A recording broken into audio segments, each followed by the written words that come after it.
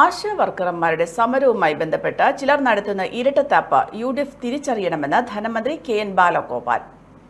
Honorarium വർദ്ധിപ്പിക്കേണ്ടത് കേന്ദ്ര സർക്കാരാണ്. കാര്യം ഇതായിരിക്കെ കാര്യത്തിലൊന്നും ചെയ്യാതെ കേന്ദ്രമന്ത്രി അടക്കമുള്ളവർ സമരപ്പന്തലിലെത്തി വലിയ വാഗ്ദാനങ്ങൾ നൽകുന്നതിന് പിന്നിലെ കബളിപ്പിക്കൽ തന്ത്രം സമരത്തെ പിന്തുണയ്ക്കുന്നവർ മനസ്സിലാക്കണമെന്നും മന്ത്രി പറഞ്ഞു. ഞാൻ പറയുന്നത് ഈ നാട്ടിലെ സാധാരണക്കാരായ തൊഴിലാളികൾ, അതിനകത്ത് ഇന്ത്യയിലെ സംസ്ഥാനങ്ങളിൽ കോൺഗ്രസ് ഈ കാര്യത്തിനകത്ത് ഒരേപോലെ തന്നെ ഫൈറ്റ് ചെയ്യുന്നതുകൊണ്ട് ഞാൻ പറയുകയാണ്, ഈ കാര്യത്തിനകത്ത് ഏറ്റവും സാധാരണക്കാരായ ആൾക്ക് 1000 രൂപ മാത്രം കൊടുക്കുന്ന കേന്ദ്ര ഗവൺമെന്റ് നിലപാട്.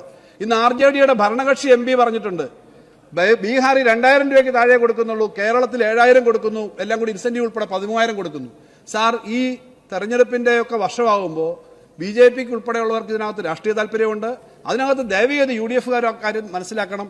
ഞങ്ങൾക്കൊരു കാര്യം മാത്രമേ ഉള്ളൂ, ഞങ്ങൾ ഈ സമരം ചെയ്യുന്ന അല്ലെങ്കിൽ സാധാരണക്കാരായ ആശാ പ്രവർത്തകരായ സഹോദരിമാരുടെയും മറ്റുള്ളവരുടെയും കാര്യത്തിൽ ഞങ്ങൾക്ക് കൺസേൺ ഉണ്ട്.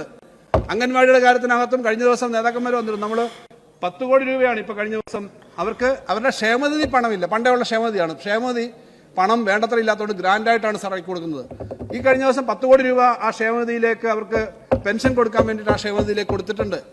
അപ്പോൾ ഇതിനകത്ത് ഈ പാവപ്പെട്ട ആളുകളെ ഒരു കാര്യവും ഈ സംസ്ഥാനങ്ങളിലും കൊടുക്കാതെ എല്ലാ സ്ഥലത്തും ആളുകളെ പിരിച്ചുവിടുകയും കോൺട്രാക്ട് ആക്കുകയും ചെയ്യുന്ന BJPയുടെ രാഷ്ട്രീയം തിരിച്ചറിയാൻ വേണ്ടി കഴിയണം. ഇത്തരം ഒരു സാഹചര്യത്തിനകത്തേക്ക് പോയി വീഴാൻ ദയവേത് UDFും കോൺഗ്രസും ചെയ്യരുത്. പക്ഷേ ആ സഹോദരിമാരായിട്ടുള്ള സാധാരണക്കാരുടെ കാര്യത്തിൽ നമുക്ക് അവരോടെല്ലാം സപ്പോർട്ടാണ്, അവരുടെ കൂടെ നമ്മളും ഉണ്ട് എന്നുള്ള കാര്യം കൂടി പറയാൻ ഞാൻ ഈ വേദി ഉപയോഗിക്കുകയാണ്. നേരത്തെ ചർച്ചയിൽ ഒരു കാര്യം പറഞ്ഞുകൊണ്ട് ഞാൻ പറയുകയാണ്.